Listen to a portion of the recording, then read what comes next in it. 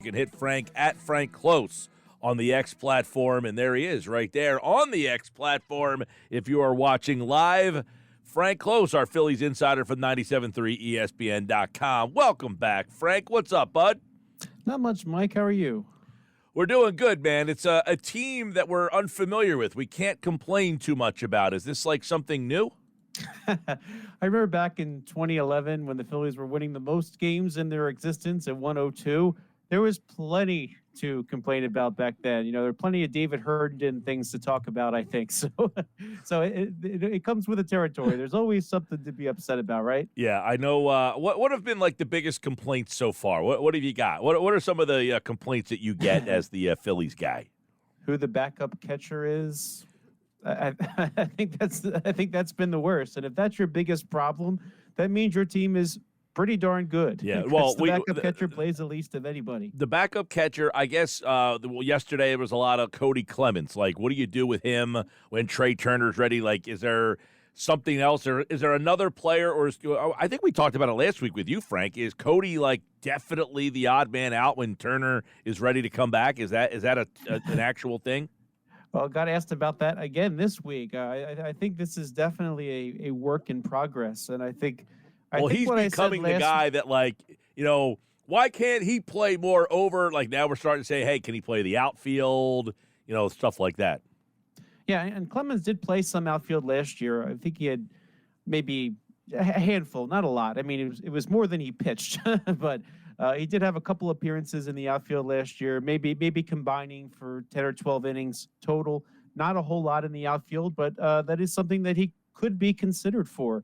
I think one thing about Cody Clemens is that if you're going to have him on the roster, you probably also have Whit Merrifield too. So I think the fact that Merrifield can bounce back and forth kind of helps somebody like Clemens in the future, in that Merrifield might be the better option to put in left field or right field if you need somebody to go ahead and play the outfield. But yeah, Clemens is in a very small sample size showing what he can do. You know, certainly you can't argue with some of his big hits and his .294 batting average and 3 home runs. He actually has higher WAR right now than Ronald Acuna Jr., which has been a fun thing to talk about. I saw that on the internet at a few places. 3 home runs, just like Acuna. So he is really performing right now. But you know, when we got to the end of spring training, it was clear there was not room if you were going to carry Johan Rojas for a bench that had Merrifield, Pache, and Cody Clemens all at the same time. But what you saw happen was that the guy who has the ability to be sent to the minor leagues was Clemens. And so he's the one who went down. He was the first one to get called up when they needed somebody. Now, I think for him to really stick around, he's going to really need to make the best of this 2 to 3 weeks left without Trey Turner, as you posted about today on 97.3 ESPN.com. Trey Turner's about to take batting practice, so he's actually out there taking batting practice as we speak. Yeah, as we speak. So you're going to see that opportunity for that particular roster spot is going to close at some point, but there's still a good sample size left. You know, when you consider that Cody Clemens had just 28 at bats so far this season, that's what a starting player has in a week. Right, and there's still 2 to 3 weeks left, at least, that there's going to be a roster spot available. So what I think we're going to see happen is Cody Clemens is going to get some more opportunities, and you're going to see if he can hang with the big boys. Well, he's getting an opportunity tonight, Frank. Let's take a look at the lineup. It's brought to you by Clark's Moving and Storage, located in Rio Grande. Moving to breeze with Clark's Moving and Storage. Schwarber, Real Muto, Harper, Bohm, Stott, Castellanos, Clemens, Marsh, Rojas. Now, that's interesting because not only is he in the lineup, he has now supplanted Marsh, who was up to 5, and now Marsh has made his way all the way back down to 8. But Clemens is in at second base, and that means Merrifield is out again. So it kind of tells you right now they're going to stick with the hot bat there. Are you surprised, number one, that Clemens over Merrifield again and Clemens over Marsh in the batting lineup? Well, in terms of Merrifield and Clemens, what I think is happening in front of us is they're kind of settling into a platoon. When Merrifield is in the lineup, he'll be there against a lefty, and when they're facing a righty like they are tonight, then you'll see Clemens. I think that might be how the Phillies are going to start playing this as they move ahead. You can only play one or the other. And in terms of Marsh, I think it's fair to say that Marsh has cooled off just a little bit since that hot start. And, when you've got a player like him batting seventh, I mean, the Phillies, batting eighth, uh, that's a pretty good hitter to have in your eighth spot. When he comes up, you still feel like he's giving you something. I think it's also probably helpful that that Clemens has at least somewhat of a protection in the lineup. You still don't know what you have with Clemens yet, but with Rojas batting ninth and not seeing too much out of Rojas's bat either, I think you don't want to have a big run of players there where somebody can't produce. So I'm not totally shocked. I mean, Clemens has shown a little bit more pop of late, so in that position, you might want somebody who can drive some runs in because let's face it, two of the guys that are hitting ahead of him, not directly ahead of him, and they still have Castellanos there breaking up the lefties, but Bowman, Stott are on base a lot lately, so you might want some of that power to drive those guys in who will be on base. Yeah, a couple things. I mean, you mentioned, one, Stott has made his way up now. It was Marsh hitting fifth, and now Stott is hitting fifth. Clemens in that spot. What is, in your mind, the Merrifield role situation moving forward here? And do you think there is a possibility if Clemens stays hot over the next 4 weeks that they have to find a spot for him? Is Pache the odd man out? What happens in this situation? I think it would be Pache who would be the odd man out if the Phillies do decide to keep Clemens around. Again, that's the story that Clemens is going to have to write with his own bat over the next 2 to 3 weeks. But Pache hitting 197. I mean, he's not really giving them a whole lot of offense. He is, for the most part, a reliable glove in the outfield, and they do like him and like having him. But, it's kind of we were saying all along, even dating back to spring training, both Pache and Rojas are a little bit redundant on the roster. They're both right-handed gloves with weak bats, and so I think Rojas has proven that he's more deserving of playing time than Pache. And then the Phillies can, if they need a right-handed bat in the outfield, they can play with Merrifield in left field in those circumstances. Now the defense isn't the same as you would get with Pache, but it's not a train wreck by any means. So I think you can still be comfortable with that. So I think the path, if everybody is healthy, would probably be through Pache's position. Now, I think if the Phillies were to designate him for assignment, somebody would claim Pache. I think his glove has a value to somebody. I know the Phillies have tended to like to hold on to players rather than lose them altogether because he can't be sent to the minor leagues, given his roster status. But I think if it comes down to it and push comes to shove, if Clemens again shows that he deserves to stay over the next 2 to 3 weeks, I think would be through that particular roster spot of Pache. All right, let's get a couple mailbag questions your way. Let's start off with Michael, who says, can the Phillies get one more elite bullpen arm without giving up core four prospects? Let's talk about who those core four guys are, and is there an elite bullpen arm that's out there? Well, Mason Miller was the one getting all the buzz in the last week or so. In fact, you wrote about it on 97.3 ESPN.com. Some national baseball people are starting to muse as to whether or not the Oakland Athletics might trade Mason Miller. Now, if you don't know who Miller is, he is a second-year player on the Athletics. He is right now serving as the team's closer after coming up as a starter last season, and his numbers have been through the roof so far in his limited action. He has an ERA under 1. He's got a whip of .62. He struck out 38 in 19 and a third innings. And so what the national people have started saying is, well, why do you need a lockdown closer if you're the Oakland Athletics? You're not really playing a lot of games that you need to close. And so the thought is that with the Oakland Athletics moving to Las Vegas in 2028 with a stopover at Sacramento in between, they might want to be building for that future in 2028. And how can you do that? Well, if you don't need a closer now, maybe you can trade that closer for 2 or 3 other prospects that will help you down the line when you're hoping to be better as you settle into your new city. So it's unclear if the Athletics would actually consider trading Miller, but he is the name that people are looking at. And so I think the trade proposal that you wrote about last week, which just to remind everybody was Phillies getting Miller in exchange for Mick Abel, Justin Crawford, and Starlin Caba. I think that would be the Phillies' number 2 prospect, number 3 prospect, and number 5 prospect. I think that's too much.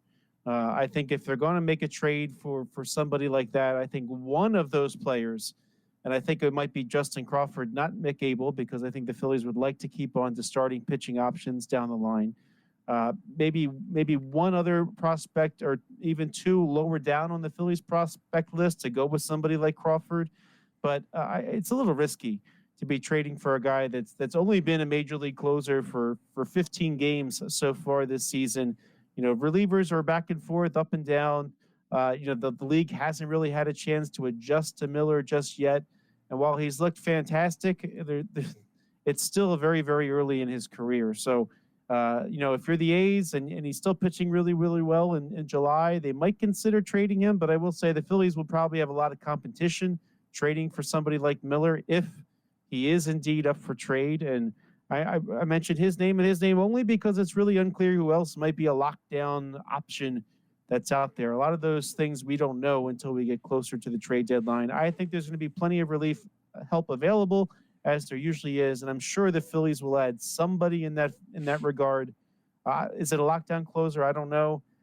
Should the Phillies go for broke? I guess it depends on who it is, but I can't imagine trading as much as what people are saying at the national level for one reliever.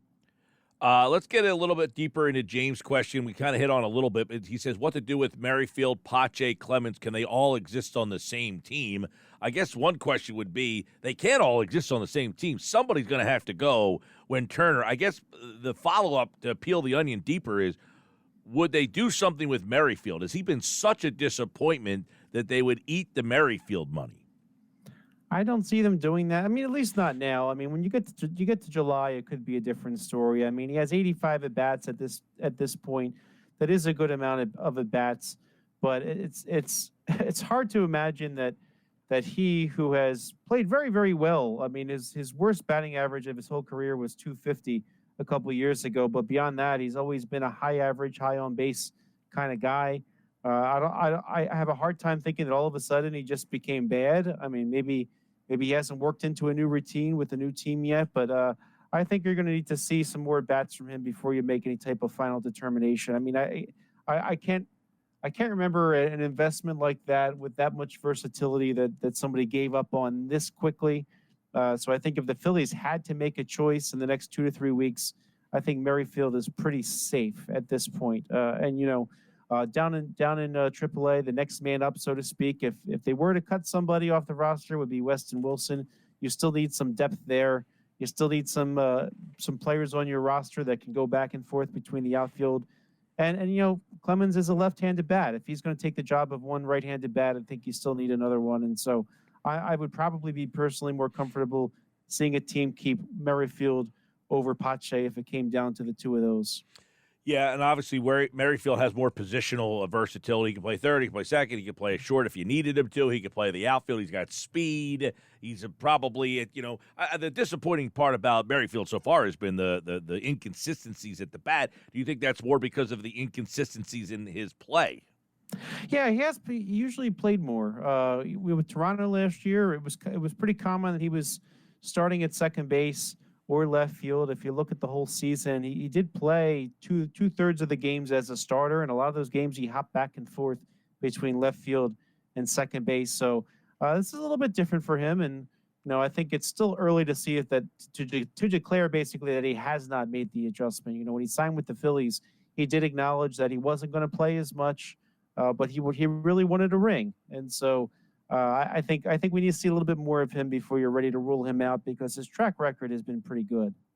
All right, Frank, let's get another question here from Michael, who wants to know the question that everybody's talking about. Are the Phillies really this good, or are they just benefiting from the easy schedule? I realized as I started to write this that this is something we could go all day discussing the ins and outs of it.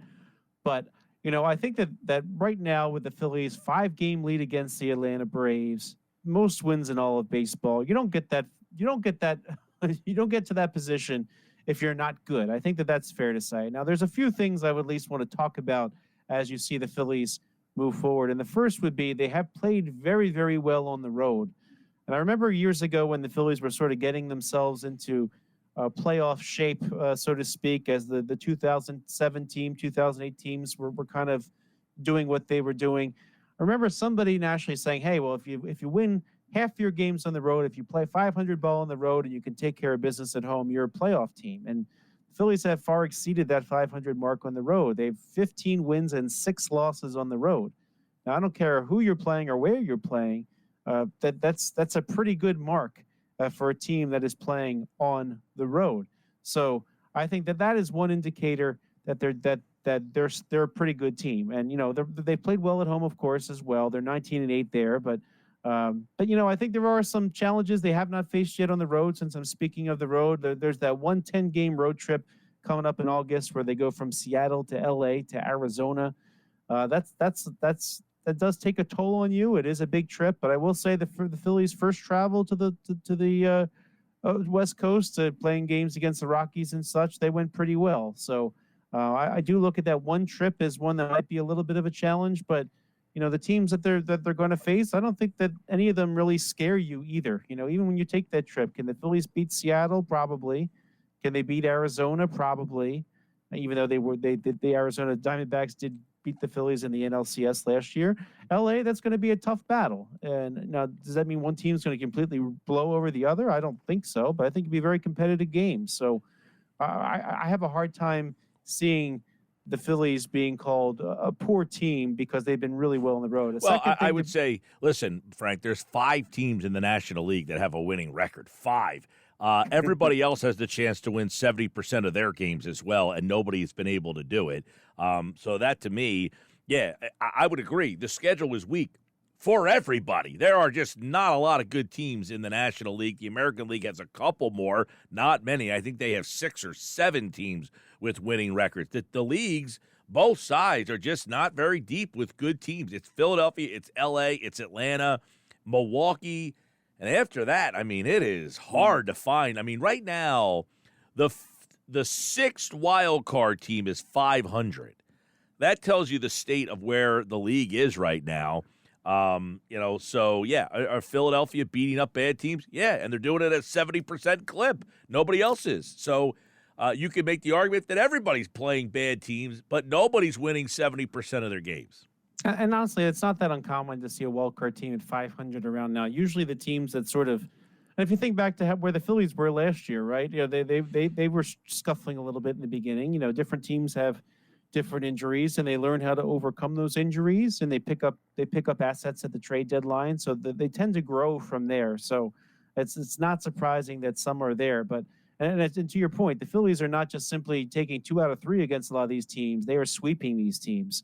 And I think that's, even the bad teams in baseball tend to win 30 to 33% of their games, no matter who they are, right? So I think that's another important consideration. And now, also, if you're looking at the Braves, the Braves are not beating some of the teams that the Phillies have beaten. And if you're looking at the Phillies in relation to their National League East rivals, the Braves, the Braves just lost 3 out of 4 to the San Diego Padres. They were playing at home in Atlanta, too. Hey, the Phillies went to San Diego and swept the Padres. I mean, that's looking at them head to head. That's a big deal.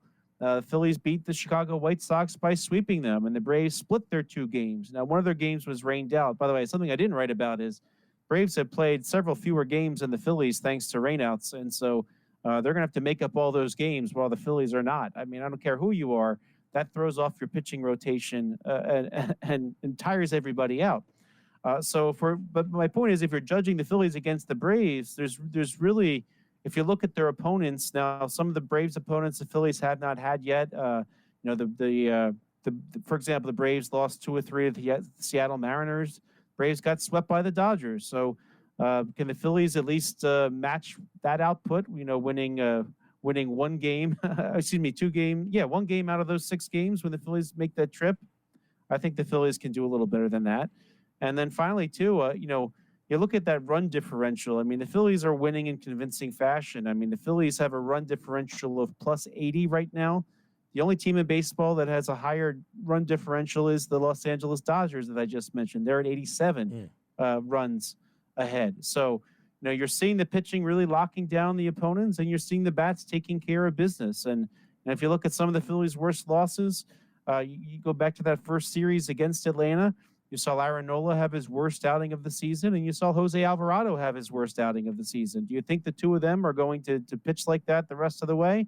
I personally don't. I've seen a lot of good things out of both of those players. Not that they've been perfect every time, but I think there's a couple outliers on every team, and just the Nola and Alvarado outings to start the season were probably and very well by the end of the season could be their worst outings of the season. So I don't, they don't concern me going forward. All right, Frank Klose, 97.3 ESPN.com. Frank, before we let you run, give us a quick thought on tonight's game, the pitching matchup between Suarez and John Gray. What do you expect to see?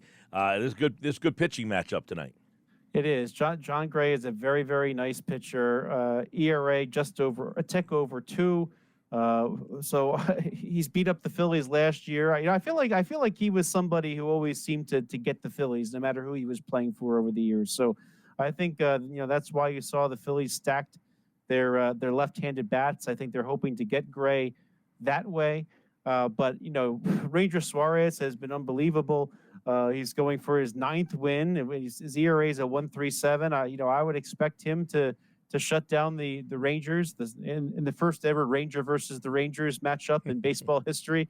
I think we're going to see a lot out of Ranger again, and I think it'll come down to whether or not the Phillies bats can get John Gray. Again, a very, very nice player, and I think that the Rangers, I'd say they're underperforming a little bit. Of course, they're the reigning World Series champs. They're playing 500 ball this year so far.